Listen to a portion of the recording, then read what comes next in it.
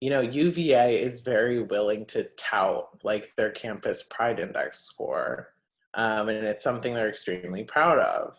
But to be honest, I think the two things that they're not doing are probably the most important. And so I find it interesting that they continue to tout this score when, like, yeah, you're doing some things, but the two things that actually count, you're not doing. And so the one I think is gender neutral housing options for first year students, and then free STI testing or a more robust, focus on LGBTQ inclusive sexual health and sexual assault prevention. I think UVA could do a better job at standing with their queer students, just because I know when there was that incident like at Asado where there was a charged incident towards a queer individual, the university didn't really do anything or making like a large statement regarding those incidents. In regards to like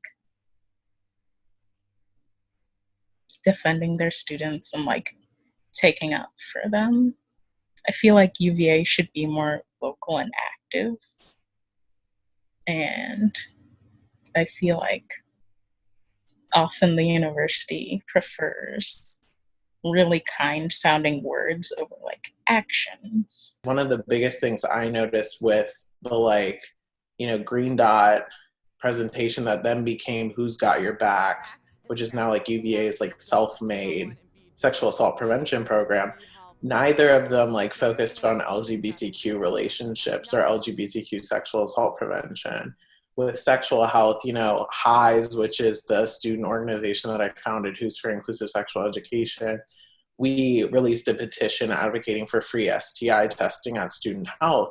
And it really was not I wouldn't say received well by administration. They don't do a great job at advertising or spreading awareness for queer issues or spreading resources that queer individuals can use on grounds. Because I know a lot of times when I communicate with some of my friends, and I tell them, oh, like you should go to this, or like you should do this, or like, oh, I didn't know that those things existed.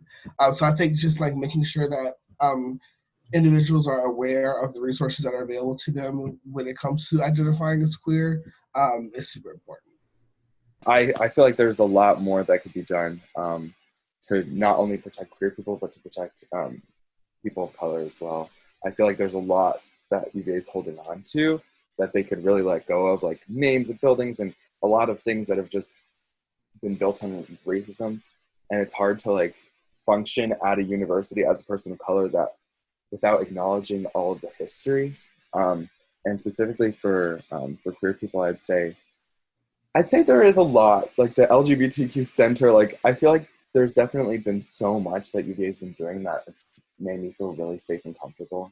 I think just like upholding that and building that and growing that community and just celebrating everyone's differences.